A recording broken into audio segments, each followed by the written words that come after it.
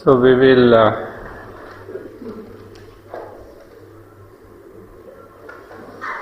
take up this poem, A God's Labour, by Sri Aurobindo.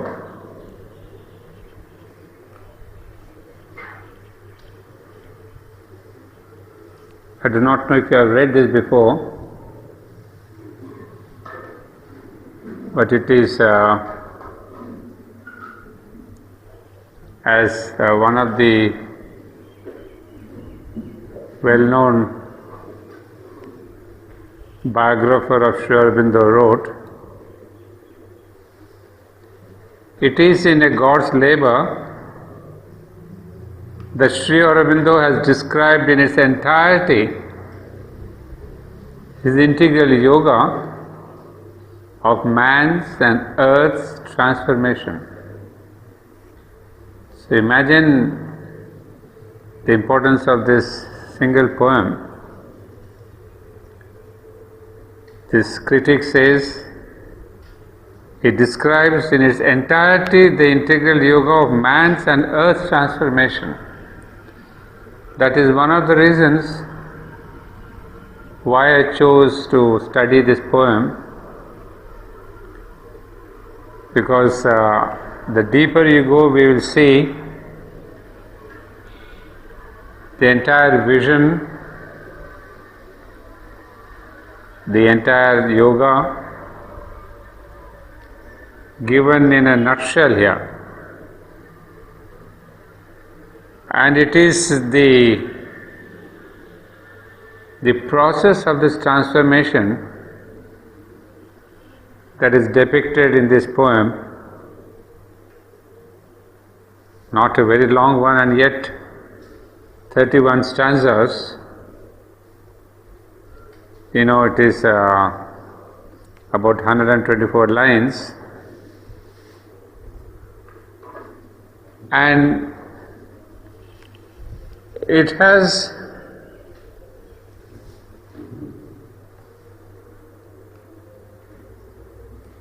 a great autobiographical note about it.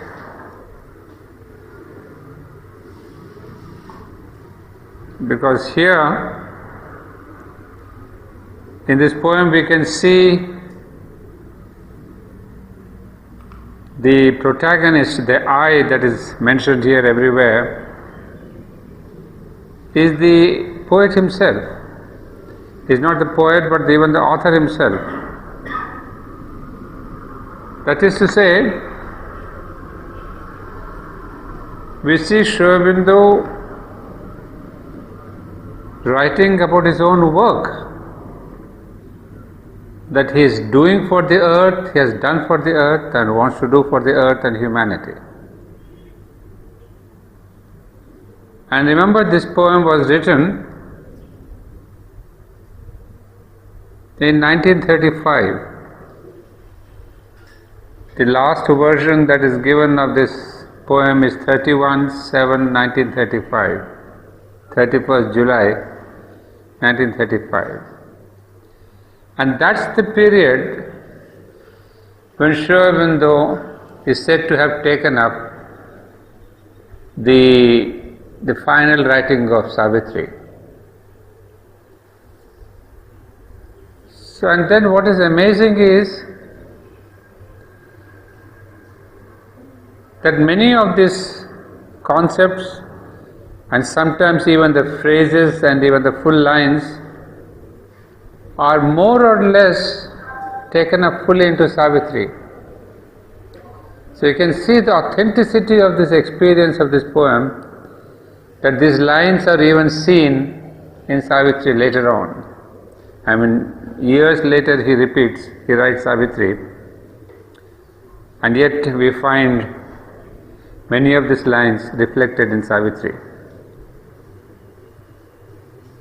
And as we dig deeper into the chronology of Sri Aurobindo's yoga, we see that 1935 has been a year where Aurobindo writes that I read out from him. He says he is holding the tail of the supramental. He says, at least until I have firm physical hold of the tail of the supramental and can come and tell the mentals and humans, no doubt in language which will be unintelligible to them, for they have totally misunderstood even the little I have already written about it. Well, this was an answer to some letter, but what is important for us is that he had already connected to Supermind. And another letter to, this is again, the letter that I read was on 23rd of August 1935, and the same year on 24th of November, he writes to another disciple, the tail of the supermind is descending, descending, descending, is only the tail at present, but where the tail can pass, the rest will follow. So I want you to understand the consciousness which he had when he was writing this poem. He was already in connection with the supermind. The tail end, he says, but that's the beginning of the contact. And this, as it says, tail is descending, the tail of the supermind is descending, which we can suppose that it goes on descending until he ends with Savitri, and on 5th of December 1950, the whole thing manifests.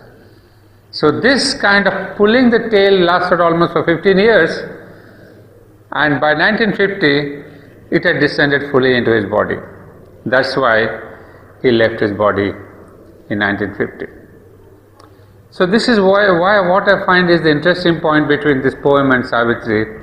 Here was the beginning seen in this poem, and Savitri is the end where there is a fulfillment of this descent. So this is the background to his own level of consciousness. And now, having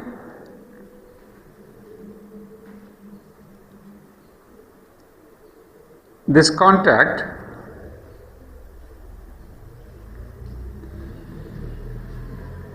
what is the work he has taken up? So I read out the poem, not the whole thing, because I have divided this poem into different sections which are really the most important concepts wherein they are coming. So accordingly, I'll be taking this study of this poem and the main concepts. The first section is regarding the avatar. The most important concepts are the avatar, his mission and work. Second part of this section is the suffering of the avatar. Third part of the section is the avatar working in the inconscient. And the fourth part is the avatar's success.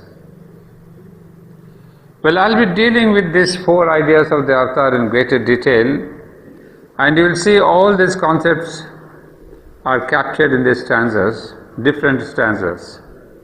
So I'm not going to take up this poem in a sequential order, but as the thoughts come up into different sections, I'll take them up. The second part, our second section, is man's resistance, the human resistance and the hostile forces against the work of the avatar. You see, this is very important, I'll tell you later. And the third section will be dealing with the new race and the fulfillment of the dreams of God. So these are the three main concepts that I will be dealing in these next 3 days. The avatar, the different parts of the avatar's work, then the human resistance and the hostile forces, and the third part is the new race, the coming of the new race. So these are the 3 parts. Now, to take up the poem,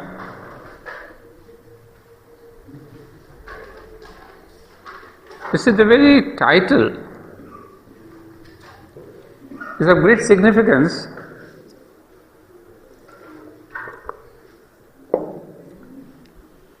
Because there seems to be some kind of a self-contradiction in the title. Because normally we never think of the labor of the gods. We always think, the gods are successful, they are happy go, they are nothing to be afraid of, they have all the power. But Aurobindo here has put together God's labor, a God's labor. So there is a precise connotation in this labor. What is the labor that the God goes through? Obviously, the God here does not mean the one who is in his transcendental level. It means God who has descended upon earth. In other words, what we have in Sanskrit, incarnation or the avatar. So this is precisely a poem where we see the labor, the difficulties that an avatar goes through upon this earth. Because normally this part of the avatar's work is not taken into account. You see, I'll read out some portions later where one of the disciples called Nirodharan, maybe you have heard of him or read some of his books.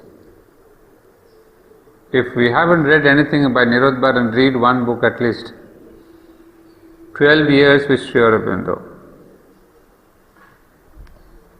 Nirodharan has written quite many books, but that's a marvelous book, 12 years with Sri Aurobindo.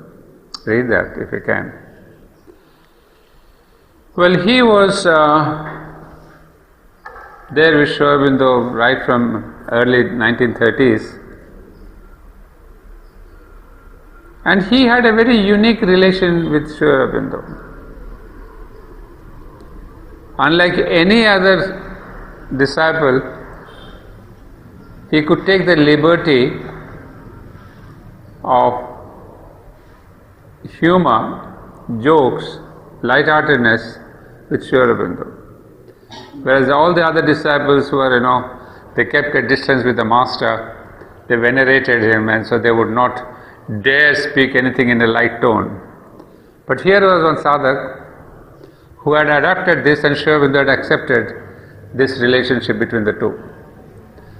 So in one of his notes he writes to Sri Aurobindo, that's what's great about your work, because you are an avatar and for you everything is easy. We don't really think that you go through any problems, as such, because we consider you as an avatar, an incarnation. So it is in defense of that kind of criticism, which was there quite continuously over quite many months, that Sri Aurobindo wrote to him quite many answers, which we will be quoting during our study. So a God's labor is definitely the labor of an incarnation or an avatar, and more precisely here, it is the labor that Mother and Sri Aurobindo themselves have gone through as incarnations upon this earth. So by reading this, we'll know a bit of the side of the sadhana part, the work part, what they have done for you and me and for the earth. So let me take up the first couple of stanzas. I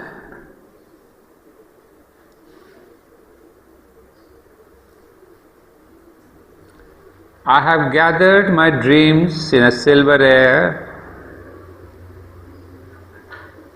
between the gold and the blue, and wrapped them softly and left them there, my jeweled dreams of you. I had hoped to build a rainbow bridge, marrying the soil to the sky, and so in this dancing planet midge, the moods of infinity. But before I go further,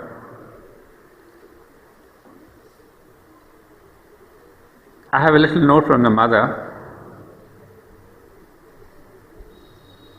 who has herself explained the first stanza. The silver air is a spiritual realm. You see, I have gathered my dreams in a silver air. What is the silver air? It is a spiritual realm.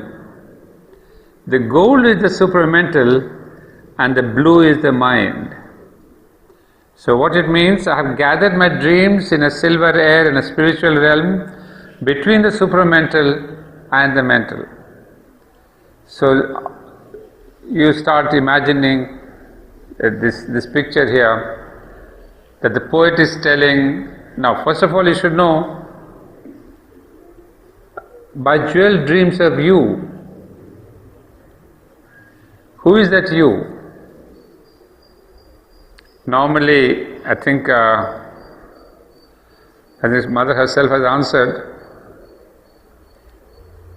but the question is, Aurobindo says, my jeweled dreams of you, for whom does the you stand?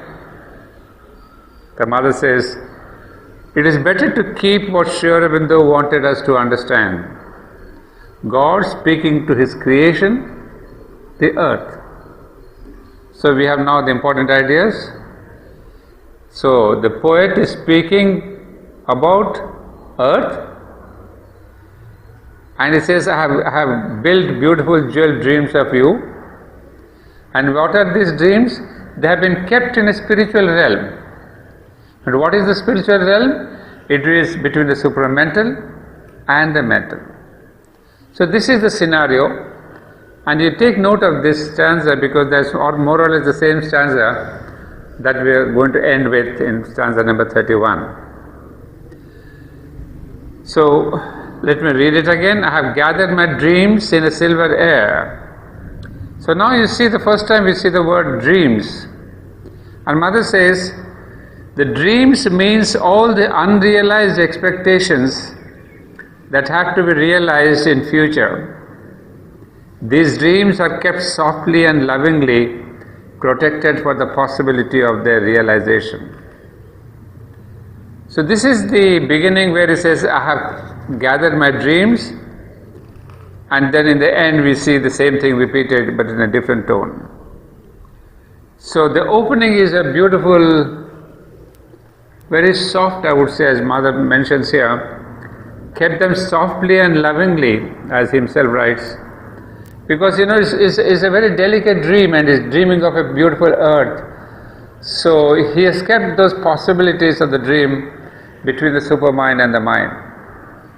And now we see what is going to happen to the dream. And next we see,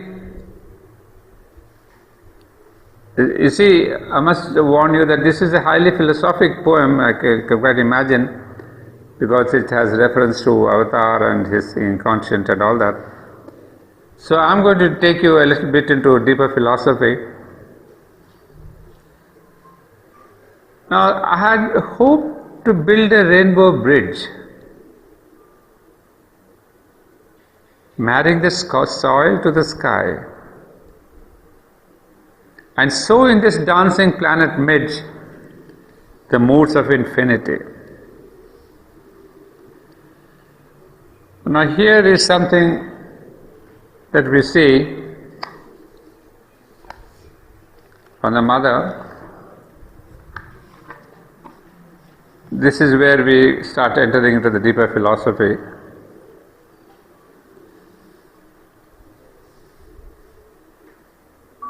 Now, this question of the rainbow bridge is the work that is being done by the avatar. And the mother says, many avatars have come, many yogis have come, many saints have come, many vibhutis have come and gone. But then basically, there are two ways of helping humanity. And that's something interesting to know. She calls him, there is a negative help and a positive help. To begin with, there is a way that might be called negative, the way provided by Buddhism and kindred religions. What's the way? Not to see. First of all, to be in such a state of purity and beauty that you do not perceive the ugliness and evil. It is like something that does not touch you because it does not exist in you. This is the perfection of the negative method. It's quite elementary. Never to notice evil, never to speak of the evil in others, not to perpetuate these vibrations by observation, by criticism, by insistence on what is bad. That is what the Buddha taught. Each time you speak of an evil, you help to spread it. So this is the first, or this is the negative help. That means you do not want to recognize the evil. You do not want to say, this is wrong, this is bad, this is ugly, this is evil. That is because, as Buddha says very beautifully, each time you speak of an evil, of something bad, of this or that, you are giving strength to the negative force. So the best thing is, as we have that famous three monkeys, do not say evil, do not speak about evil, do not hear evil. So that's the kind of a withdrawal from the world, from this evil, from this ugliness. And then you yourself live in such a high consciousness that you are not affected by this ugly and the evil and the wrong things around. So that is one of the, as Mother calls it here, provided by Buddhism and kindred religions. There may be other religions, it's for us to find out. But important is, this is one way of living in the world. Be away from it, do not discuss about it, do not encourage, do not criticize out of it. But then she says, this barely touches the problem. The second is to positively be conscious of the supreme good and supreme beauty behind all things, which sustains all things and enables them to exist. When you see Him, you are able to perceive Him behind this mask and this distortion. Even this ugliness, this wickedness, this evil is a disguise of something which is essentially beautiful or good, luminous, pure. Now this is what we can call the Vedantic view. That we have to recognize the ugly and the bad and the evil and all that. We are not blind, we are not closing our eyes to this reality. We have to recognize what is the real, what is the reality, and yet instead of closing our eyes to it, what is the attitude we take? That even behind this ugliness and the evil and the wrong things, there is some supreme beauty, there is some divinity. Now this is the Vedantic view, that there is nothing called evil or ugly or nothing. It is there on the level, physical level, it is there. But behind this also there is something, someone, some Brahman, some higher consciousness, which has for the present is appearing like this. So this is the realistic view, the positive view, the other one is the negative view. Why am I bringing this? Because it's relevant to this poem. So he says, once you have this kind of a positive view, that I know that there is evil, but I also know that behind this ugly and the evil, there is the Brahman, there is the higher consciousness, which has, for the sake of evolution, taken up such a form. But it's not the finale, it's not the end, it doesn't exist forever. Now this is what is important at the end of the explanation. Then comes the true collaboration. For when you have this vision, this perception, when you live in this consciousness, it also gives you the power to draw that down into the manifestation, to the earth, and to bring it into contact with what now distorts and disguises, so that little by little this distortion and this disguise are transformed by the influence of the truth that is behind. And this is Aurobindo, where he says that if you recognize the evil and the ugly, but with this consciousness that there is a truth behind all this, if you recognize this reality, then you have the possibility of bringing down the truth. You call it supramental truth, you call it Brahman consciousness, well, it's not important. But if this kind of a recognition, then you can bring it down and transform the ugly and the evil and the bad. This is precisely what Aurobindo and the mother have taken up. They are not blind to the ugliness and the evil of this world. They are not, and yet they are not disappointed, disillusioned by this, as many acharyas who have gotten disillusioned by this negativity, by the darkness, by the ignorance of this world, and then they said, world is a shunya, it doesn't exist. So you reject the world because it's ignorant, it's dark and all that. But here is Aurobindo and the mother, who say, no, there is a darkness, there is an ugliness, but we have to fight it back. How do we fight it back? By bringing down that which stands above it. They have called it the supramental force, the supramental consciousness, and they say we bring that down to transform. So this is the positive way. You don't run away from the problem, but you fight it back, not with an attitude of vengeance, not with an attitude of killing, but with the attitude of a transformation by the force that's beyond. So these are the two ways that Mother speaks of, and that is what comes into this stanza, where we see that Sri Aurobindo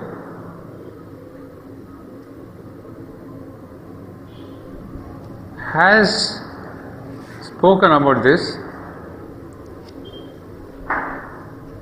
because here is one person who has recognized, somewhere he says,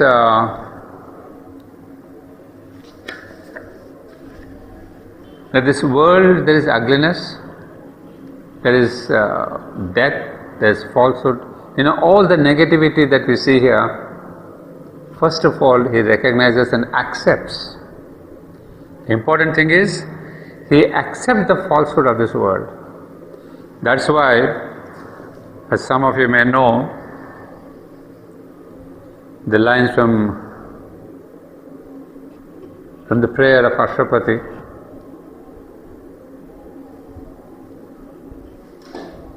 wherein when he speaks to the Supreme Mother, it's a similar prayer. What Aurobindo and Ashwapati they are praying is the same, because the poet has the same prayer that Ashwapati has.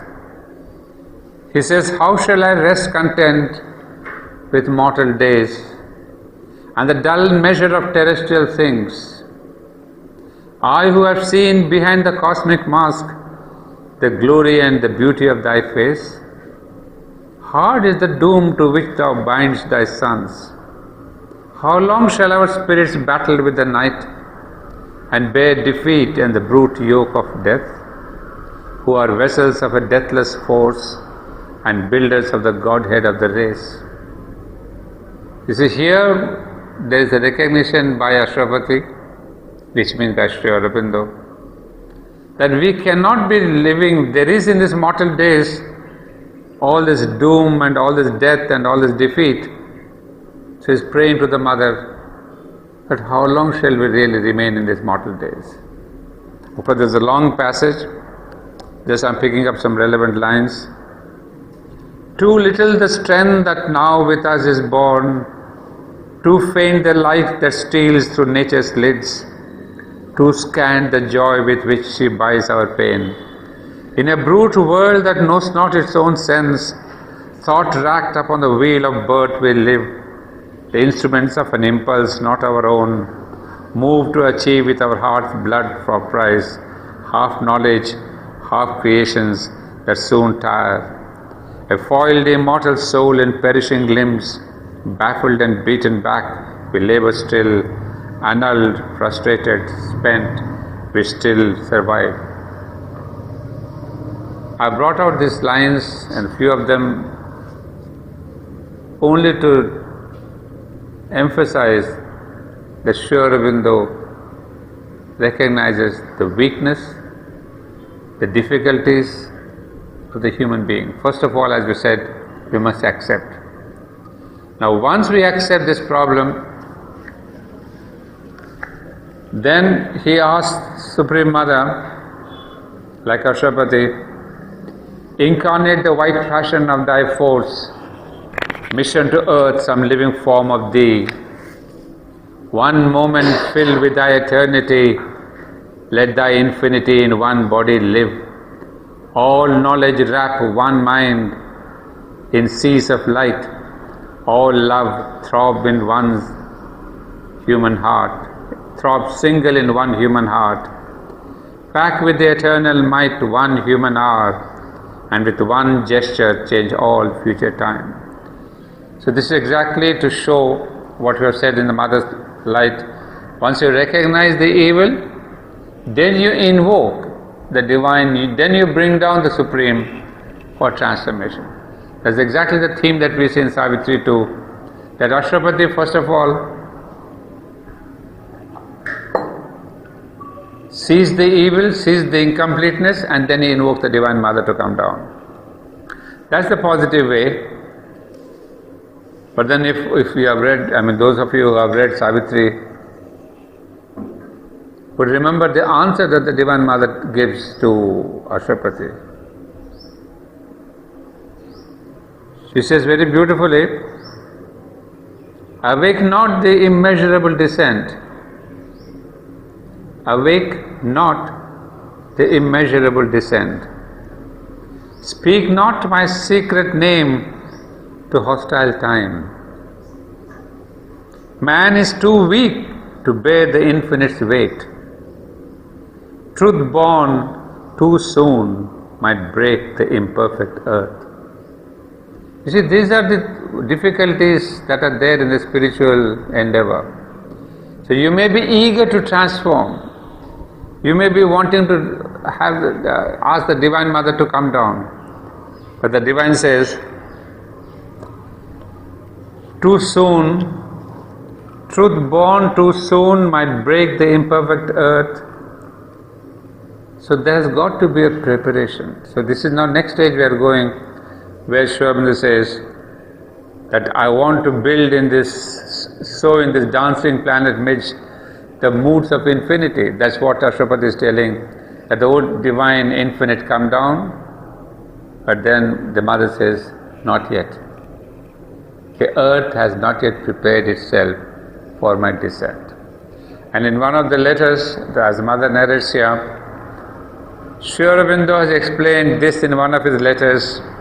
Someone asked him, why does it not come immediately? He answered like this, if divine love were to manifest in its essence upon earth, it would be like a bombshell, because the earth is neither supple nor receptive enough to be able to widen itself to the dimensions of this love. It not only needs to open, but to widen itself and to become more supple. Matter is still too rigid, and even the substance of the physical consciousness Not only the material matter, but the substance of the physical consciousness is too rigid. So what I've discovered is that the same line of experience goes through Savitri, goes through the explanations of the mother, goes through some of his own letters to disciples. So when disciples were eager to get the divine love manifest, he says no. If it manifests too early, it will be like a bombshell, because the earth is neither supple nor receptive enough. In fact, the earth may get destroyed, on the contrary, by the descent of this divine love. So you see, friends, what happens is, we may be impatient that why is the world like that? We may say there have been great avatars, Christ has come, Buddha has come, Krishna has come, why are we like this? The same human beings. So there is an impatience from our side to get beyond, and so as somebody said, why does it not come immediately? We think once the divine comes, Krishna comes or Rama comes, the world will be changed. See, on the contrary, it says it's not a question of their coming. They can give you what all they have, the great divine love. But as the Supreme Mother also says, truth born too soon might break the imperfect earth. So the whole thing falls back upon our responsibility, that we have to prepare to receive the divine. That is where we are lacking. That's where is the delay. It's not the work of the divine is not failing us. We are failing the divine. In spite of hearing so many things from all the great avatars and great people, we are having this kind of an enthusiasm for a while, and again the whole thing sinks down. Our aspirations, inspirations, our struggles, efforts, it comes back to a very low level. That's because, again, as we know, that the foundation of the physical nature is there in the inconscient. So we are right in a way between two worlds. The world of the divine world and the world of the inconscient, the superconscient and the inconscient. That is why perhaps all our efforts, we are inspired by reading Savitri, reading Bible, reading Quran, reading. But as all these inspirations, they sink down. Because you see, one part of our being gets inspired, but then the other parts of our being, that's what we have to realize. We are not a single human structure. We have different levels of our being, the physical, the vital, the mental and the spiritual. So there is always the pull of the divine, and also there is always also the pull of the inconscient. So that is one of the reasons why we are not able to transform ourselves, change ourselves in spite of our best efforts, because the greater pull, the pull of the inconscient is much greater than the aspiration, than the inspiration of the higher. So this is what we call is the part of sadhana. So in this yoga and sadhana, this is what is to be looked into, that how much can we control, can we really resist the pull of the inconscient and go toward the inspiration, the call of the superconscient. As the whole effort of sadhana is to control the inconscient and to go toward the superconscient. So that is basically the idea behind this word. I have hoped to build a rainbow bridge, marrying the soil to the sky. You see, that's why the word I had hoped to. I would like the human beings, that if only they could come up. But are his hopes justified? So we will see further. He says, now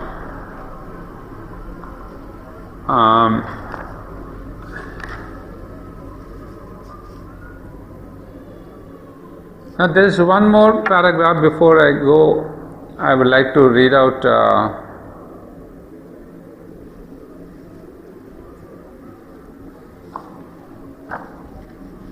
the bridge, about the bridge, Aurobindo has spoken about the bridge in different contexts actually.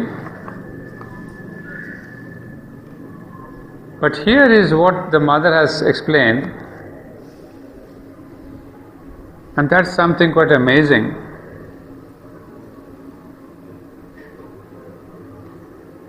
Mother says the supramental world exists in a permanent way, and there permanently in a supramental body. I had proof of this today when my earthly consciousness went there and consciously remained there between 2 and 3 o'clock in the afternoon. I now know that for the two worlds to join, a constant and conscious relationship, what is missing is an intermediate zone between the existing physical world and the supramental world as it exists. Here is exactly the revelation of Aurobindo using the word gold and the blue. So now we understand what Mother is telling us, that she says it is like a bridge built between the two worlds. She says, I am trying to build this bridge between the supramental world and the physical world.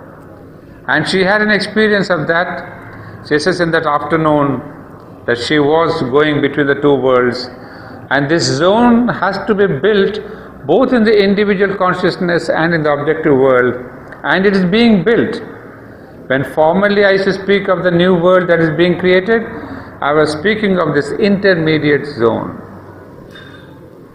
Now, I don't know how many of you know about this philosophy of this intermediate zone, but you see, Aurobindo's one of the main works, and of course as the Mother herself tells us, has been to build this bridge or the intermediate zone or the link, whatever we want to call, between the material physical world and the supramental world. So they are building up a passage. You see, it's not just enough to say that I want to realize the supermind. But how will you realize it? There is a ladder to climb up, ladder of consciousness. There is a procedure. It's not just wanting to be there and then you get overnight a kind of a revelation and you have the supramental thing. So you would say that there's got to be a transformation, a kind of a ladder. And in one of his letters to Amalkira, to Nirudbaran, he says very clearly that unless we build this ladder, this bridge, there cannot be any descent of the supermind into matter. So people may want to go there, but some of the sadhaks maybe in that time were pretty eager to realize the supermind very fast, and they said, why can't we go there? But Aurobindo says, sorry, you have got to go through the whole process of the descent of the overmental, the descent of the intuition. You have got to have the conquest of the mind, you have got to conquest of the vital. Only then you can go to the supermind. It's not just being what you are, an imperfect, impure, attached with ego, full of egoistic things, that you can aspire to have the supermind. He says there's got to be a level of achievement, a level of transformation. So it is that the Mother is telling, that she is making this intermediate zone. And a lot of this agenda that you might have read is based on this building up of this intermediate zone. Most of our experiences are, as she calls it, I'm walking through a virgin forest. I'm clearing this forest, making a path for all of you. And that is the intermediate zone. And it is that word that comes here when we think of the rainbow bridge. You see, the word bridge is very, very important, as I've told you, from the point of view of the descent and ascent, from the point of view of the intermediate zone between the physical and the supramental, from the point of view of the evolution. So that's why we have to pay a lot of importance to the word a rainbow bridge. He also mentioned very clearly marrying the soil to the sky. The sky is here, of course, the supramental sky. Soil is, of course, the earth. And so in this dancing planet midge, midge is a small thing, it's a small element, it's a small creature, a small fly, not even a creature. So he says this planet, this earth, is so tiny, and on this tiny little dancing earth, I want to build the moods of infinity. Now this is the question of the moods of the infinity. It's a very poetic term to tell us about the new supramental world. That the poet is wanting to build the supramental world, the moods of infinity, upon this unstable little, what he calls the planet, the earth. So imagine that the poet, the God, the avatar, this is his dream. If you want to know what is the dream of the divine, the dream of the divine is to build these moods of infinity. You see, it doesn't say, it's not in the prosaic word, we can say an infinite world or a world of consciousness, but the word moods catches all these connotations of the different aspects of the infinite. Now we come to the third stanza.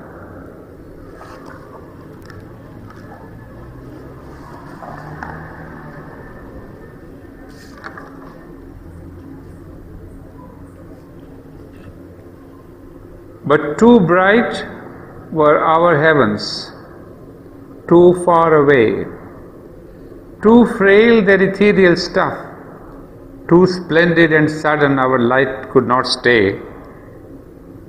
The roots were not deep enough. Well, part of the things I have already described and explained to you. But too bright were our heavens, and we cannot, they are too far, we are not ready for taking up this long leap into the higher realms, because we are not prepared. The preparation is, the roots were not deep enough. That's why we are not able to take this thing, the splendid heights. In fact, there is another line from Savitri.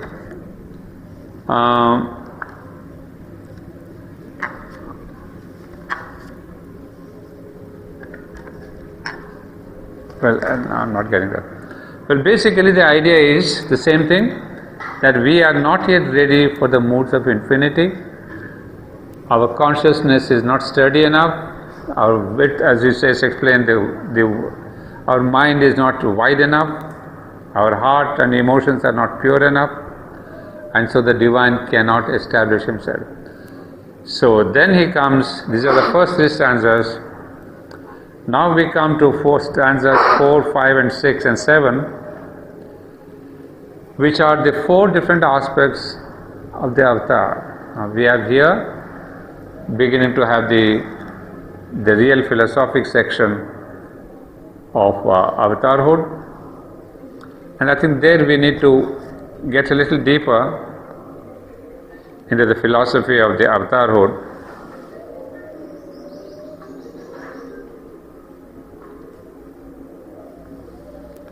Okay?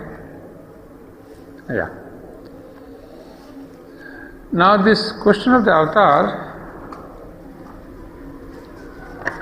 as some of you who have read Aurobindo would know,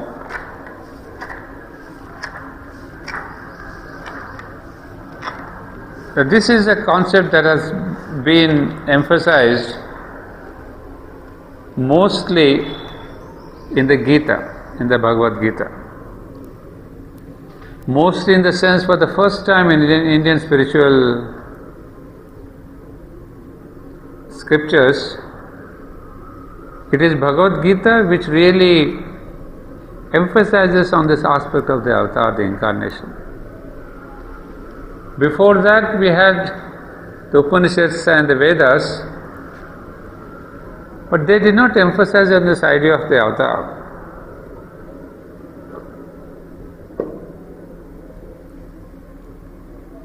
And this has brought in a tremendous change in Indian psyche, because this concept of the avatar was so very important for the human growth. I'll read out a passage or two, a paragraph or two, and then I'll explain as we go along. He says, the eternal and universal self of every human being is God. Even his personal self is a part of the Godhead, not a fraction of or fragment, surely, since we cannot think of God as broken up into little pieces, but a partial consciousness of one consciousness, a partial power of the one power, a partial enjoyment of the world being by the one and universal delight of being, and therefore in manifestation, or as we say, in nature, a limited and finite being of the one infinite and illimitable being.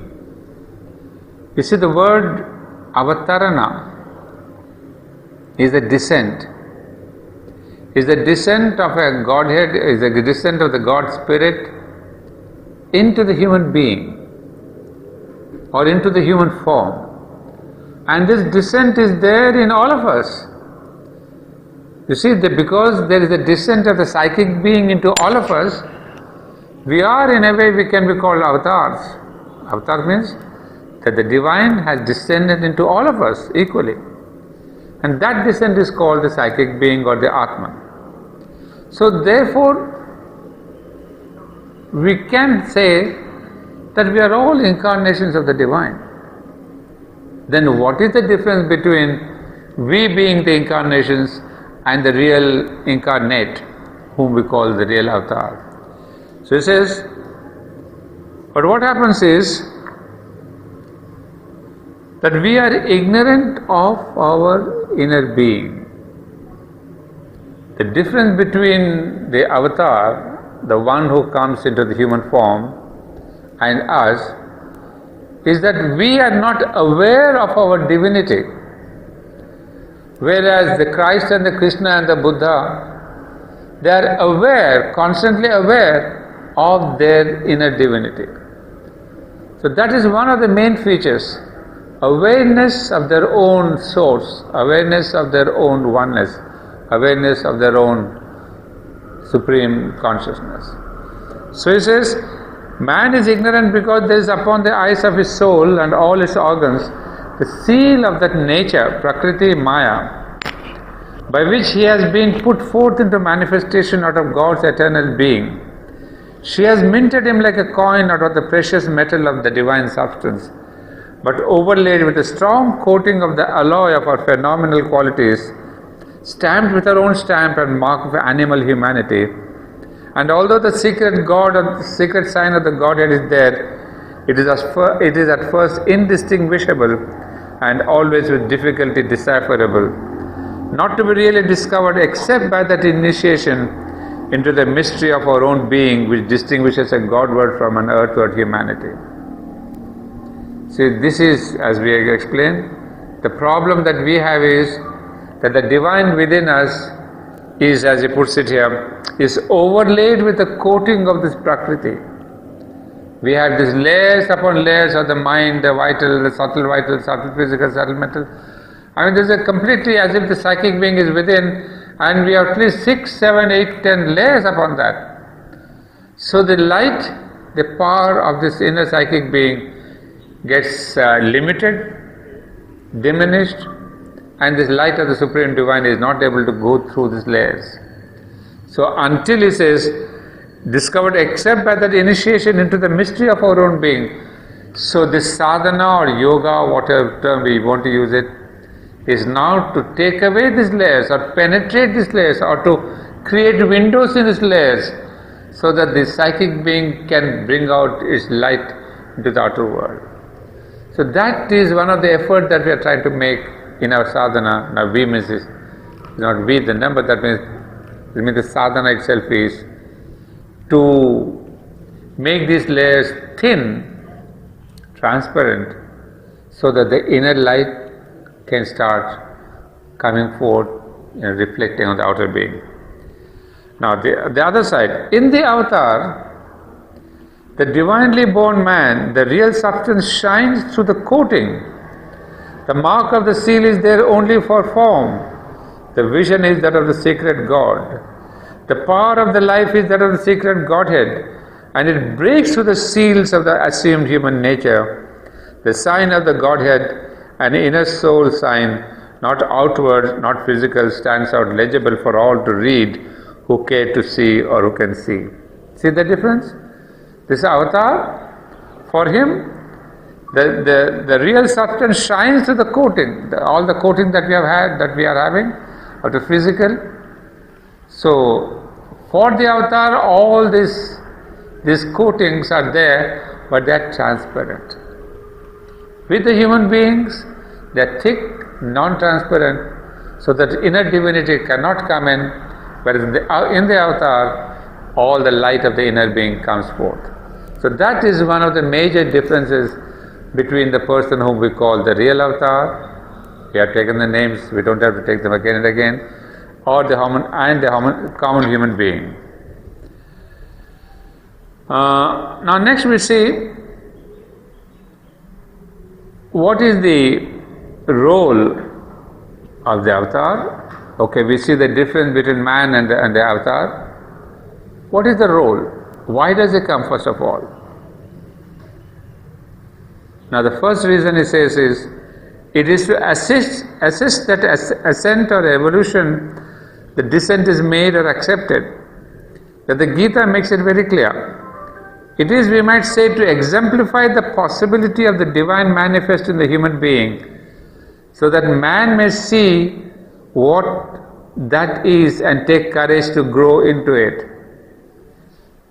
Now you see, those of us who have read the Gita, we always think that the divine comes in to take away the human sorrows, the human problem, the human resistance, etc., or to take away the dark period of the human evolution and to bring a new dharma, as we say, new law. That's one side. It's true that the avatar comes to take away the darkness that is overshadowing above the human consciousness and stopping the human growth. So avatar descends to take away, to unveil that cloud of darkness. That's one aspect. But Sri Aurobindo is not too much emphatic about that. He says, it is also to leave the influence of that manifestation vibrating in the earth nature and the soul of that manifestation presiding over its upward endeavor. It is to give a spiritual mold of divine manhood into which the seeking soul of the human being can cast itself. We have seen the first aspect, to have a new dharma. But more than that, it is to leave the influence of that manifestation vibrating in the earth nature. This is most important. Because you may say Krishna has come, Christ has come, Buddha has come for the time which was really dark in the history of human evolution. But then what has happened? How did they become Krishna and Buddha and Christ? Because there is this influence of their being vibrating in the earth nature and the soul of their manifestation presiding over its upward endeavor. So that is what is really more important, that their influence, their impact, their vibration lasts and lasts and lasts, which in some places it turns into religion. It takes a form, it takes a church, it takes a cathedral, it takes a temple. It is a kind of outwardly this vibration is codified into a religion. But yet the vibration continues to be, because however much it gets deformed by this religionization, if I can call that, it gets deformed, it gets impaired, it gets blocked. But then those devotees who can go beyond the mold of religion can still contact Christ, can still contact Krishna, can still contact Buddha. Because this outer form that we are given to Buddhahood and Christhood and Krishnahood is a kind of a block, is a kind of a limitation. And yet Sri Aurobindo and the mother would say, however bad maybe the cathedral or the church or this, why are the Christian saints, why are the Buddhist monks who are really realize the Buddhahood? They don't get limited by the form that Buddhism or Christhood or Krishnahood has taken. They have to go beyond the form of religion. So that is why when we speak in Aurobindo of no religion, but we don't say no spirituality. Because behind every religion there is this essence of an experience, essence of what Sri Aurobindo would call manifestation of vibrating in the earth nature. So what is important is to contact that vibration, which they are. In one of my letters to the mother, she had mentioned, I was talking about Shiva and these people whom I had seen in the dream. Mother says, Shiva is there nowadays, very, very active in the ashram and in the world. And then you can see him. And then she adds as a note, in parenthesis almost, to say, even Sri Aurobindo can be contacted in the subtle physical for those of you who have eyes to see. So that is, today Aurobindo has come up, Sri Aurobindo ashram has come up, so many hundreds of branches of ashram have come up. Because it never ever envisaged in 1926 when the ashram had begun. But how is it that Aurobindo was born after so many years, and then we have 50 years of Aurobindo passing through? Because of the living vibrations of these avatars. You go to Ramanashram, you will see plenty of sadhaks saying, we know the contact with the Ramakrishna ashram. You see a lot of people have connection with Sri Ramakrishna, Vivekananda. So the greatness of the spiritual beings is not just during the physical life what they have done, but what they are doing after they have left the physical. Because then, as Sri Aurobindo very beautifully said, when the mother asked him to revive, he said, why did you come back in the body? Sri Aurobindo said, no, I will not come back. I can act better from the other side. So when the physical is left behind, they are liberated from the physical, but then their action becomes much more dynamic universally. That is what Sri Aurobindo calls here, that the influence of that manifestation vibrating in earth nature. So that is this number two. First is the question of their own work done against the evil. Second, which is much more lasting. We can say at the time of Sri Krishna, there was this evil of Ravan, there's the evil of Kamsa, there's the evil. Those are the physical evils at his own time. But Krishna has outlasted the Mahabharata. Krishna has really lived on for centuries more. And that influence is much more important than his killing his Ravana or Kansa at his time. The second one, as we discussed just now, it is to give a dharma, a religion, not a mere creed, but a method of inner and outer living, a way, a rule and law of self-molding by which he can grow towards divinity. See, very clearly says that it is to give a dharma, a religion, but not a mere creed. It is very emphatic to say that let's not convert this avatar's teachings into a creed, and which unfortunately is what mankind has done. We have converted all these avatars into a creed and a caste, and then we said, I am the best, this is mine, that's not yours. This is not that. What they have given is a method of inner and outer living, a way, a rule and law of self-molding by which he can grow towards divinity. So the essence of all this avatar's teaching is a way of living by which you grow towards the divine. Not that you become a faithful Christian or a faithful Muslim or a faithful Hindu or a Buddhist. Nothing to do with the Christ would not at all mind if you really become a worshipper of Krishna or a worshipper of Sri Krishna Aurobindo. Not at all.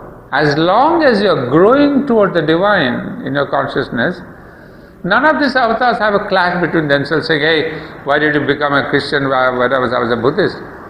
It is we the human beings, we have these clashes of changing religions. You should not trespass with other religion. But the divine himself, the avatar himself, doesn't have this clash. because he has come to help humanity to grow towards the divine. So he has given a way, a rule of life of self-molding towards the divine. Now the third one, it is two. Since this growth, this ascent is no mere isolated and individual phenomenon, but like all in the divine world activities, a collective business, a work and a work for the race to assist the human march, to hold it together in its great crisis, to break the forces of the downward gravitation when they grow too insistent, to uphold or restore the great dharma of the Godhead law in man's nature, to prepare even, however far off, the kingdom of God, the victory of the seekers of light and perfection, and the overthrow of those who fight for the continuance of the evil and darkness. Now this is the third one. It is not an individual achievement. Every avatar comes for a collective business, as he calls it, to give the growth of a collective consciousness. So let's not pull down each avatar into mine and my religion and my caste and my country. In fact, they have come to elevate the entire human consciousness. There's a global consciousness about it. There's a global work behind it. So that aspect we have converted into that kind of a, conversion. Christians converting themselves, others into Christianity, Islam into Islamity. So we think that global consciousness is numerical, that I want 5 million or 50 million disciples. We go on conversion and we go by the global means we want more and more numbers of our disciples. But theirs is not that. They have come to elevate the human consciousness wherever they are, in whatever form, in whichever country, wherever. So it's more the collective consciousness. So he says that is the third contribution of the avatar. Now, having said this, the last thing that he will explain before we take up the poem again, that is what is the really linking with this poem. The avatar does not come as the thaumaturgic magician, but as the divine leader of humanity and the exemplar of a divine humanity. Now, even in human sorrow and physical suffering, he must assume and use as to show, first, how that suffering may be a means of redemption, as did Christ. Secondly, to show how, having been assumed by the divine soul in the human nature, it can also be overcome in the same nature as did Buddha. The rationalist who would have cried to Christ, "If thou art the Son of God, come down from the cross," or points out sagely that the avatar was not divine because he died and died too by disease, as the dog dieth, knows not when what he is saying, for he has missed the root of the whole matter. Even the avatar of sorrow and suffering must come before there can be the avatar of divine joy. And this is the most important thing that is connected with with the poem that we are studying now. That even the human sorrow and physical suffering he must assume and use it so as to show how that suffering may be a means of redemption. So one of the major things of the avatar, apart from the three reasons that we have seen, is that the avatar takes upon himself all the human sorrows and suffering, all the limitations of the body and the mind and the vital, in order to only to show us physically as a kind of a leader on the path, a person, a leader walking on the earth, that how you think that you are weak, you have limitations, you have suffering. He says, I have also got the same thing that you have. But I am showing you the path how I can go, in spite of these weaknesses, how I can lead a spiritual life, how I can go towards the divine. So this is what we say, in a modern language, hands-on experience. He wants to show you physically He's not just giving you a preaching and saying, do this, don't do that. So this is the most important thing, where ultimately it says, the avatar of sorrow and suffering must come before there can be the avatar of divine joy. So most of these avatars have gone through this sorrow and suffering, because we are at the stage where we want to come out of this sorrow and suffering. But it says, there will be the avatar of the divine joy, what we call, next future avatars, whatever they are. Now this is where I'm directly connecting the poem, where Aurobindo writes here,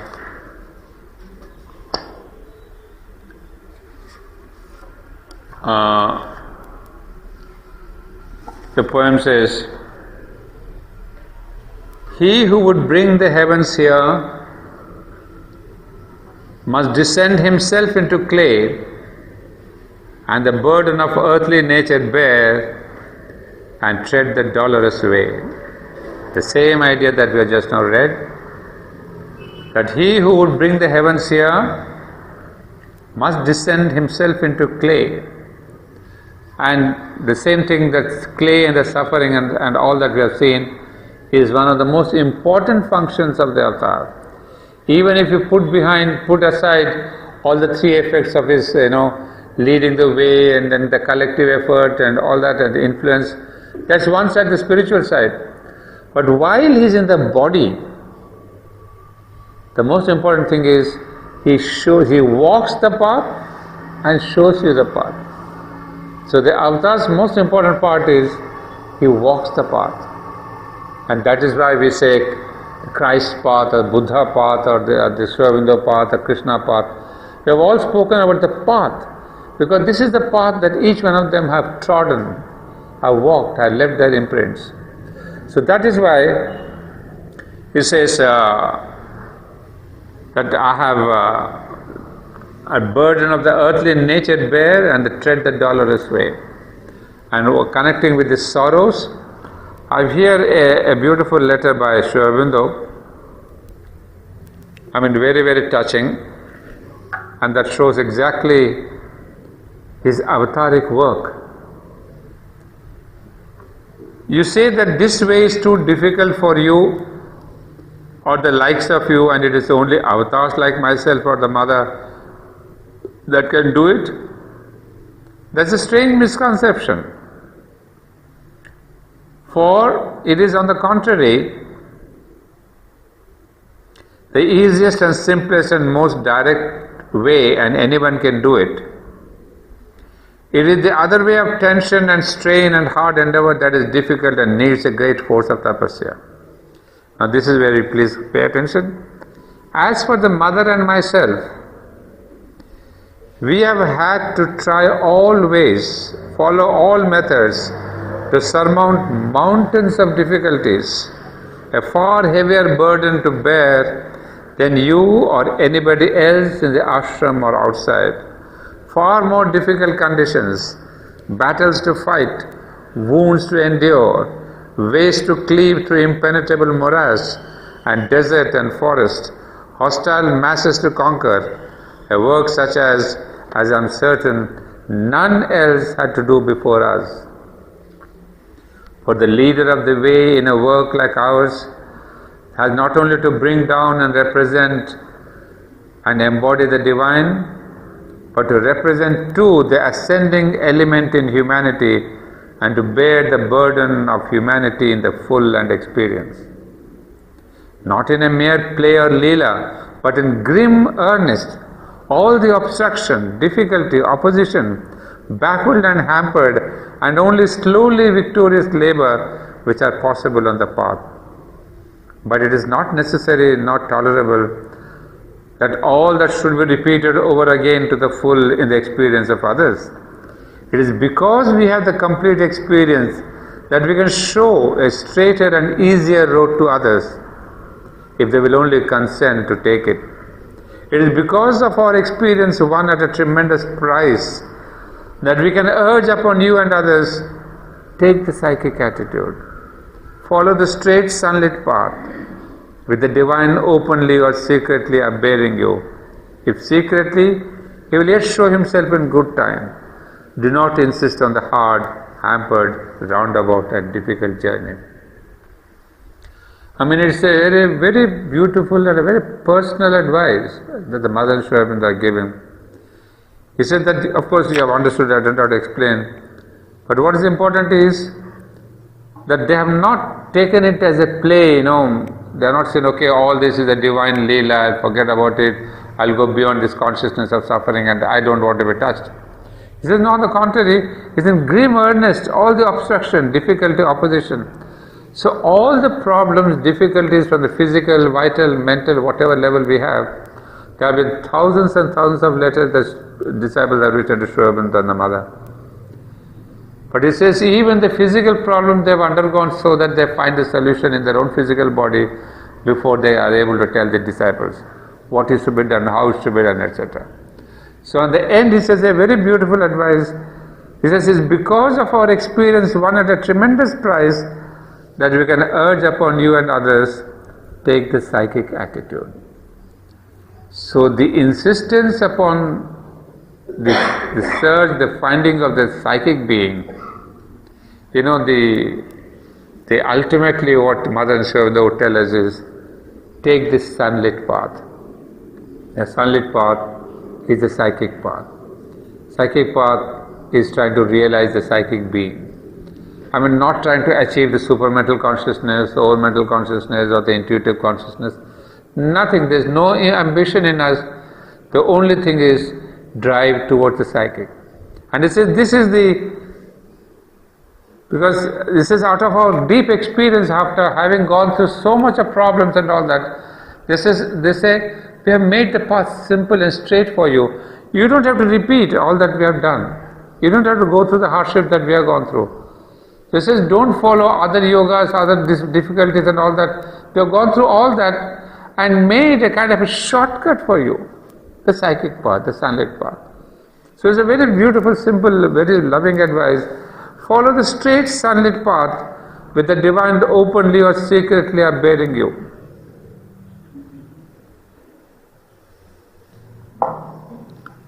Because in the psychic path, the real essential attitude is that it is the divine who's bearing you. You are not making the effort. You are not doing the sadhana. You are not doing the transformation business. You are not to be there. You are only letting the divine to transform you. You are only trying to be open to the divine consciousness and then ask the Mother to do the thing for you. So that is where Sri Aurobindo is saying, divine openly or secretly upbearing you. That is the truth of it. But if we can realize and say and invite the divine to do it for you, that's the only yoga we need to do. The rest of it they take care. So it's very clearly saying that should not be repeated over again to the full in the experience of others. What we have gone through, you don't go through. We have done the labor. We have taken the hardships. In fact, in one of the places, Mother says, I've cleared the thorns on the road. It's just for you to walk now. All the boulders and the thorns and the impediments, we have cleared. We just need to follow this yellow brick road as it's called. Then another place she says, Sri Aurobindo writes, it is not because I have myself trod the sunlit way or flinched from difficulty and suffering and danger. You see, he would say the same thing. I have myself trod the sunlit way or flinched from difficulty and suffering and danger. I have had a full share of these things, and the Mother has had 10 times her full share. But that was because the finders of the way had to face these things in order to conquer. So they are calling themselves not as avatars, but as finders of the way, pathfinders. But that was because the finders of the way had to face these things in order to conquer. No difficulty that can come on the sadhak, but has faced us on the path. Against many we have had to struggle hundreds of times. In fact, that is an understatement. Before we could overcome, many still remain protesting that they have a right until the perfect perfection is there. but we are never consented to admit their inevitable necessity for others. It is in fact to ensure an easier path to others hereafter that we have borne that burden. It was with that object that the mother once prayed to the divine that whatever difficulties, dangers and sufferings were necessary for the path might be laid on her rather than others. It has been so far granted her as a result of daily and terrible struggles for years that those who put an entire and sincere confidence in her are able to follow the sunlit path. And even those who cannot, yet when they do put the trust, find that path suddenly easy, and if it becomes difficult again, it is only when distrust, revolt, abhiman or other darknesses come upon them. The sunlit path is not altogether a fable. But you will ask, what of those who cannot? Well, it is for them I am putting forth all my efforts to bring down the supramental force within a measurable time. I know that it will descend, but I am seeking its near descent, and with whatever dark obstruction of the earth nature or furious inroads of the asuric forces seeking to prevent it, it is approaching the terrestrial toil. So this is the single line that I wanted to explain. What is the dolorous way? The dolorous way, descending himself into clay. Here we have directly from Sri Aurobindo his own letter telling us how much they have undergone, the sorrow and suffering. We don't have to repeat what their experience, but time and again is telling us that even the mother has prayed to the divine only to say that give me all the dangers and sufferings and difficulties so that humanity can go smoother. So she and Ionic work that they have done is what the other spiritual masters have done is they have shown the path and asked you to tread it. These are the steps, these are the ways, this is the meditation, this is the concentration, this is this. You tread it, you walk it. But Mother Sri Aurobindo, the contrary, says no. You don't walk the path yourself. As we said, that beautiful little quote that all of us know, when someone was walking on the beach, he finds two sets of footsteps, his and the one, another beside one, and he knows God is walking beside him. But once he sees only one set of footsteps, he says, why is it that God has abandoned me? God says, no child, I have been carrying you. So the footsteps that you see are mine, you have been being carried on me. So this is the sunlit path, that the divine will carry us, and not like the other time, like the other yogis where you say, oh God is with me, He'll help me. Here God is carrying you on His own shoulders. That is the sunlit path where the Mother is telling us that I have done all this for you so that you have only to surrender, as it says sincerely, that full sincere confidence in her and the full surrender as much as we can. So that is and then ultimately he gives us an assurance. But for those who cannot do even this surrender, the sincere surrender and confidence, because there may be people in the world, across the world, who do not know the Mother, who do not know Sri Aurobindo, who do not want to be their disciple. They say, fine, I am a disciple of so and so, I've got this yogi, I've got this master, fine. They are not wanting the humanity to be the disciples of Mother and Sri Aurobindo. That is the last thing that they would ever want. Then for that there is a beautiful reply. He says, well, for them I am putting forth all my efforts to bring down the supramental force within a measurable time. I know that it will descend, but I am seeking its near descent, and with whatever dark obstruction of the earth nature or furious inroads of the asuric forces seeking to prevent it, it is approaching the terrestrial soil. So Sri Aurobindo has done both levels, both these works. One, he says, is they have trodden the path, and the second one is those of us who can really become their disciples and surrender ourselves. But then for the general humanity, he says, I am bringing down the supermind so that it comes in a measurable time. And maybe at that time, some people are grumbling that we have to do long sadhana for 30 years for supermind. Maybe, I don't know what was the year exactly, but we can understand. So this must be Nirodharan only, who says, don't forget to make us feel at least the descent. They're all talking about the descent, the supramental descent. In sadhana, in the ashram, many of the sadhaks are all the time concerned, when will the superman come? Somebody will predict in 1948, somebody will say 1938. So there was a talk about it. So Nirodharan says, don't forget to make us feel at least the descent.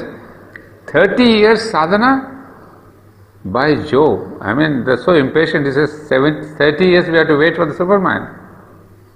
Sri Aurobindo says, 30 years too little or too many? What would have satisfied your rational mind? 3 years? 3 months? 3 weeks? Considering that by ordinary evolution, it could not have been done even at nature's express speed in less than 3,000 years. I want you to listen properly. Nature's express speed, it would not be less than 3,000 years, and would ordinarily have taken anything from 30,000 to 300,000. The transit of 30 years is perhaps not too slow. I just want to give you the immense work done by Mother Sri Aurobindo. Okay, supermind is inevitable. Like the mind was inevitable when the animal came, man was to come, had to come, and did come. But how many millions of years between the animal, between the primate, between human beings? So between the human being and the supermind also it would have taken 3,000 years, 300,000 years, or 30,000 years. And the highest, greatest speed of the nature would have been at least minimum 3,000 years. And he says, sir, I am bringing it in 30 years. Am I asking you too much for it? I picked up this letter only to show you the amount of what Sri Aurobindo squeezed the time to bring supermind. And that 30, it must have been sometimes in 20s, because in 1950 the superman came. So just go back by 20 years or 30 years. So see the intensity of the sadhana when he is saying that we have gone through the dolorous way, how much he has sacrificed and worked and intensified his sadhana to bring down the superman for us. Because he says, for me I don't want superman, I am not here looking for supramental salvation. He says only for the sake of the earth. And that too, he says, I am trying to bring it in 30 years. So that was the general grumbling that Sri Aurobindo said. So now he says, in spite of the asuric forces seeking to prevent it, it is approaching the terrestrial soil. So he is giving that much guidance and guarantee that it is already approaching. And there was this question of the furious inroads of the asuric forces. That was during the time of the Second War, when the Hitlerian forces, the forces through Hitler, were working to stop the supramental descent. That's why, as some of you know, the Hitler had a similar kind of a meditation as like we have in Matra Mandir. In Germany, he had a place, and he was invoking these asuric forces, and as the mother told us, he was an instrument of asuric forces. And the thing is, when I went to Germany, I was given this understanding, so it is so clear, that on one side we had the black sun. Hitler would call the sun as the black sun, and on the other side we are Sri Aurobindo, the golden sun. So that's what perhaps is referring to. The whatever dark obstruction of the earth nature or furious inroads of the asuric forces. So one side someone was invoking the black sun, the asuric forces, while here in Pondicherry someone was invoking the supramental sun. So there was a battle almost, the asuric forces trying to stop this descent, and here were Mother and Aurobindo pulling it down. So it says, in spite of that, it is approaching the terrestrial soil. The supramental is not, as you imagine, something cold, hard and rock-like. It bears within it the presence of the divine love, as well as the divine truth. And its reign here means, for those who accepted the straight and thornless path, in which there is no wall or obstacle, of which the ancient rishis saw the far-off promise. So this is the question of the suffering and what they have done for us, and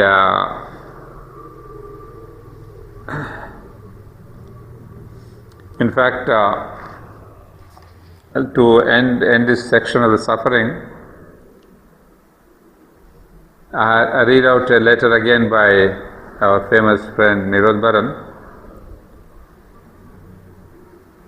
Often I have wondered why you made your cases equal to ours. Did you ever suffer from desires, passions, ignorance, attachment, etc. as we do? You see, in spite of all the Aurobindo writing, Nirodharan has the cheek, which he always had. He had the cheek to write anything he wanted. So he says, did you ever suffer from desires, passions, ignorance, attachments as we do? Aurobindo replies, we have had sufferings and struggles to which yours are a mere child's play. I have not made our cases equal to yours. I have said that the avatar is one who comes to open the way for humanity for a higher consciousness, to a higher consciousness. If nobody can follow the way, then either our conception of the thing, which is that of Christ and Krishna and Buddha also, is all wrong, or the whole life and action of the avatar is quite futile. X seems to say that there is no way and no possibility of following, that the struggles and sufferings of the avatar are unreal and all humbug. There is no possibility of struggle for one who represents the divine. Such an idea makes nonsense of the whole idea of avatarhood. There is no reason in it, no necessity for it, no meaning in it. The divine being all powerful can lift people up without bothering to come down on earth. It is only if it is part of the world arrangement that he should take upon himself the burden of humanity and open the way that avatarhood has any meaning. So this is the last explanation that I wanted to give you about the avatar. The sentence that is noticeable here: the divine being all powerful can lift people up without bothering to come down on earth. You see, when somebody is drowning, there are two ways of helping. One, you can help the person from above, lend your hand and lift him up. The other way is to go down into the water and push him from below. Now, these are the two ways. And the divine says we can do both, any of these ways. One is we can help humanity in its evolutionary aspect by being above, but that means not having the physical form. That there, he says, even Krishna says, that we can send vibhutis, saints and sages and rishis, who can help humanity go further, go forward in spirituality. So he says, it's possible that the divine doesn't have to take a form, and yet he can help lift the humanity, lift the human beings. But then the second point, the second way is better. That he himself plunges into the human nature, plunges into this ignorance. Because this plunging is physically to take the human beings forward. Because the human nature is such that we want to hold the hand. What we say, hand holding. So we always want a leader, to see the leader walk in front of us, and not to have an ideal saying, oh, the God is there, He is in heaven, He will lead us, He will help us. That's very abstract. But here is an avatar who says, I am beside you. Come, hold my hand. I'll take you through this thorny path. So that is what we call the plunging of the divine into the human nature upon earth.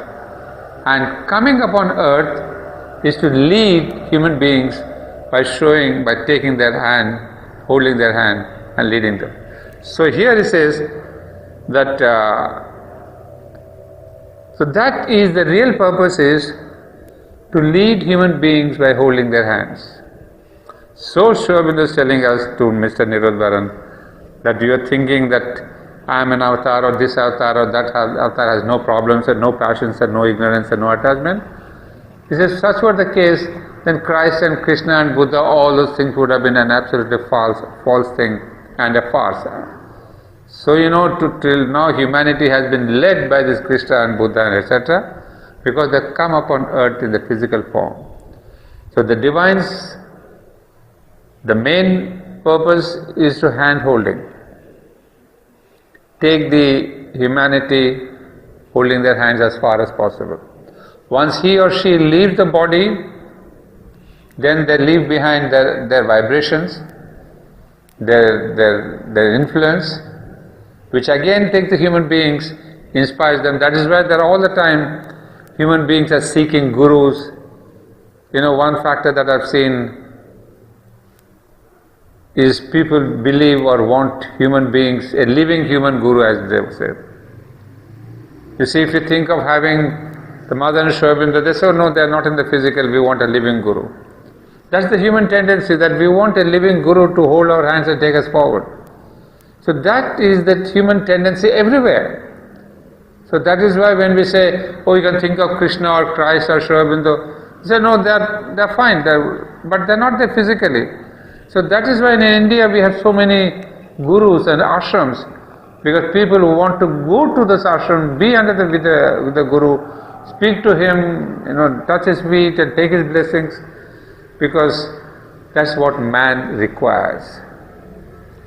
So the avatar comes, he says, I plunge into human nature, so you can touch me, you can take my leadership, you can fall at my feet or cry for your help. So that is one of the things. So he's only arguing that obviously they have suffered from desires, they have suffered from passions, and they have gone into ignorance. Because if they say, no, I don't have ignorance, I don't have passions, I don't have desires, then it would be wrong to say that. Because if they do not have passions and desires and all that, then they are not sharing with us the human problems. So they too have their passions and desires and ignorance and attachment.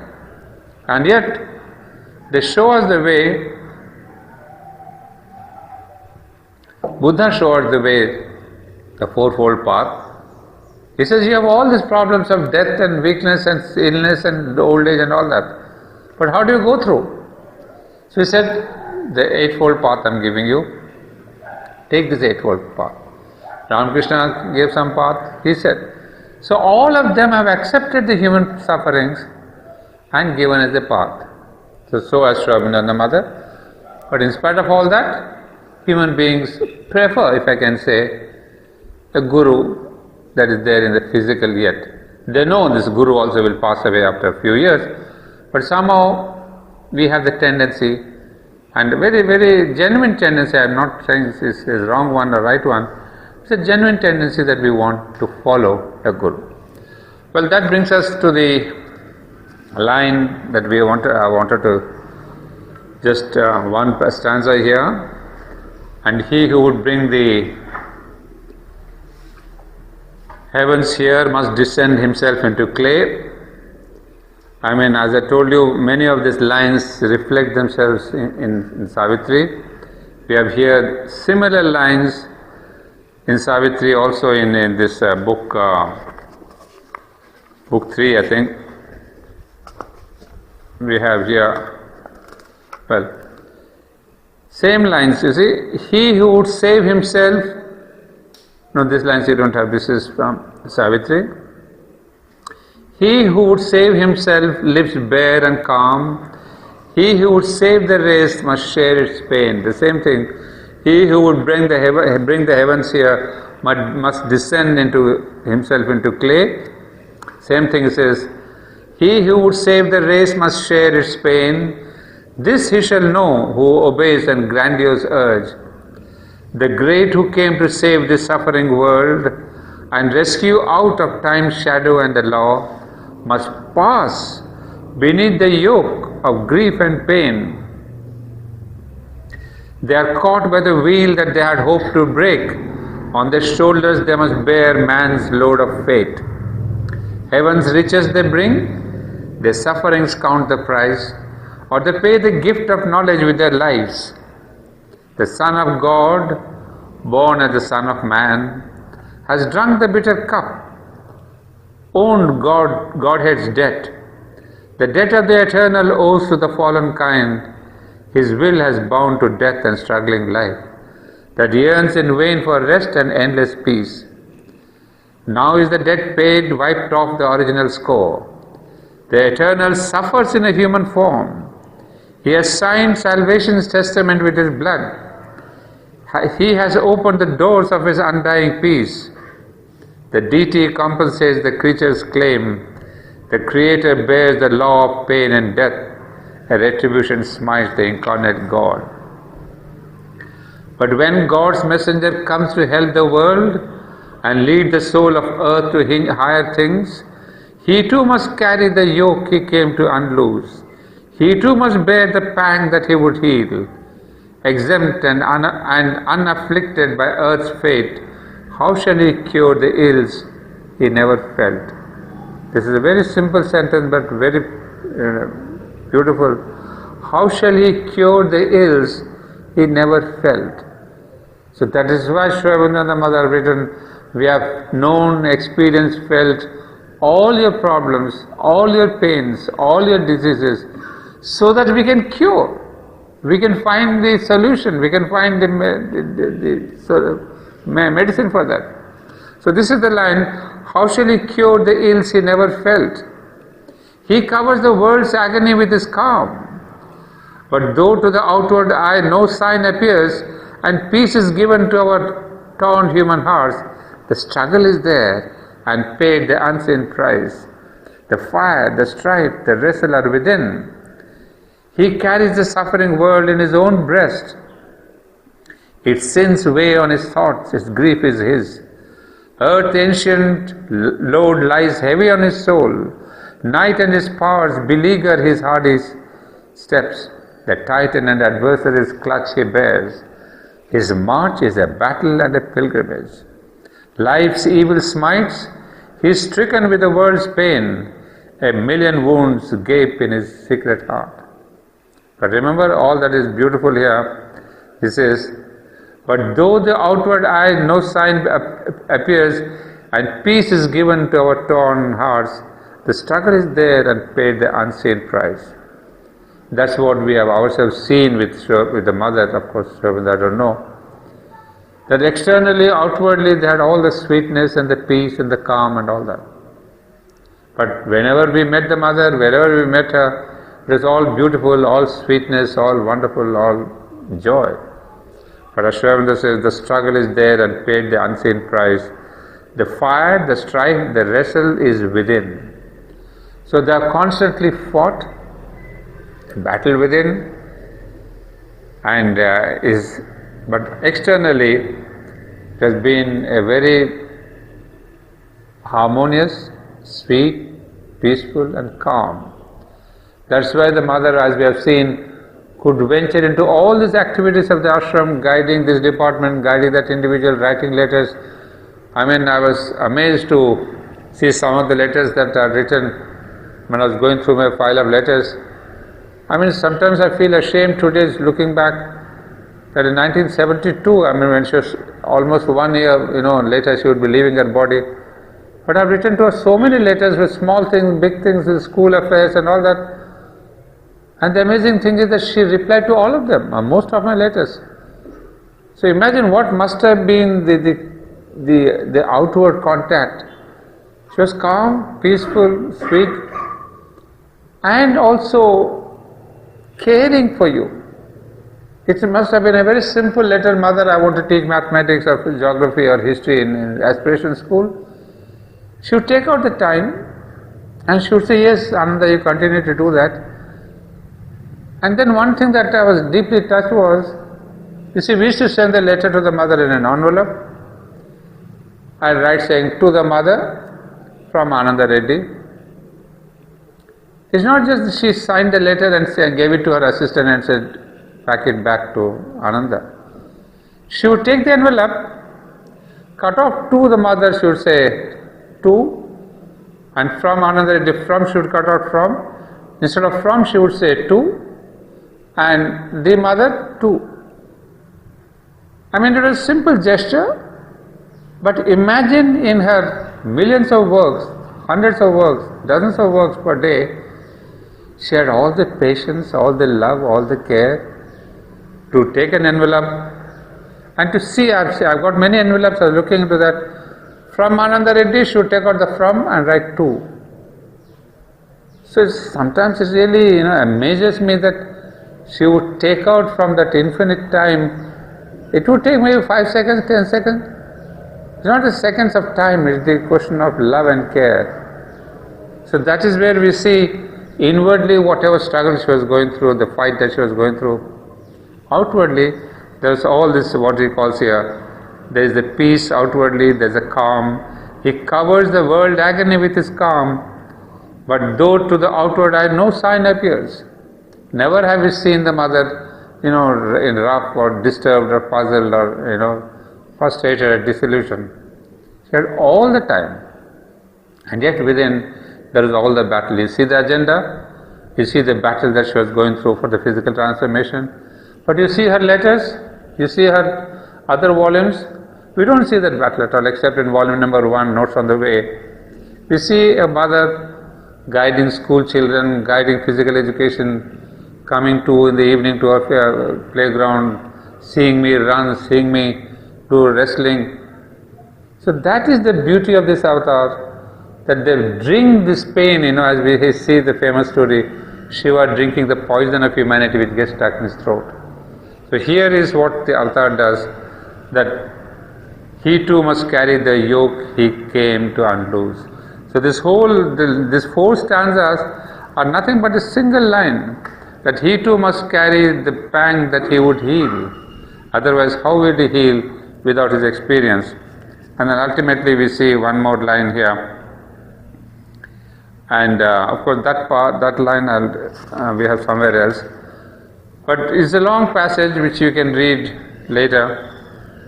So this is the first stanza. Yeah, I'll just read the second one because then before we're leaving. Coercing my Godhead, I have come down here on the sordid earth. Ignorant, laboring human groan twixt the gates of death and birth. I have been digging deep and long, made a horror of filth and mire, a bed for the golden river's song, a home for the deathless fire.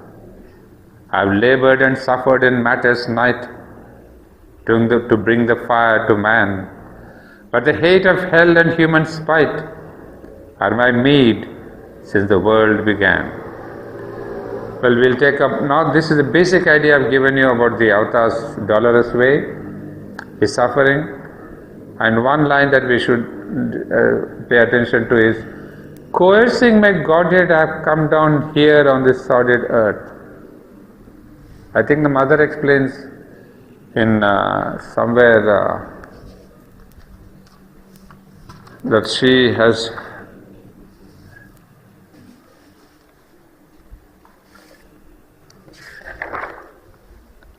at least if you remember this the mother, the line that Sri Aurobindo writes about that the mother in her deep love for humanity has put on herself this human form and suffering. So that's what I wanted to see, coercing and putting upon herself or in fact forcing herself to take upon this human suffering because of the love that they have for the human creature. It's not that they are just for the fun of it, but for the love that they have, they say that they have put on this human form. Well, I think I have the passage here. Yeah.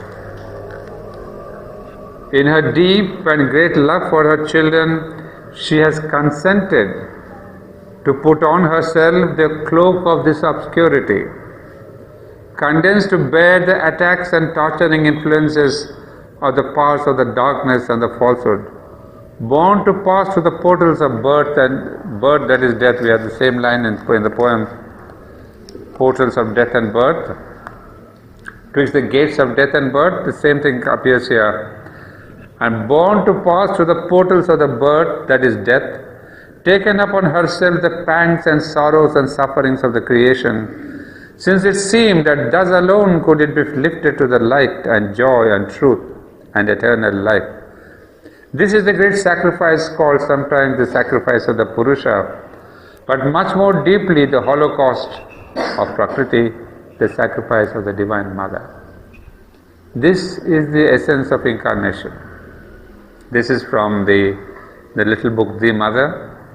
In a deep and great love for her children, she has consented to put on herself the cloak of obscurity. You see, same thing here. He ignorant, laboring human, grown twixt the gates of death and birth. And Mother also, Shwamda says the same thing about the Mother. She has taken upon herself the pangs and sorrows and sufferings of the creation.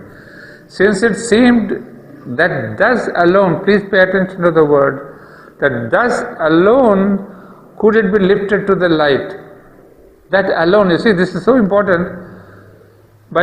If she had not come down into the physical, she could not have brought down the light and joy and truth and eternal life. That's why Sri Aurobindo adds the word, and thus alone. Otherwise, we should not miss that little phrase saying, oh, she has come down. No. It is only by coming down, by that process alone, could she have brought this light and new consciousness. So that little phrase has an immense meaning in the incarnation of the avatar. That's what we have been emphasizing upon. So when it says, I've come down on the solid earth twixt the gates of death and birth, that is important here. Well, the next ones we will take up, that brings us to the physical transformation. So I will leave it for our next discussion tomorrow, and we will see from there on. So we will stop here. We'll take up the next stanza 6 and 7 onwards tomorrow. Yeah, we'll have a minute's concentration now.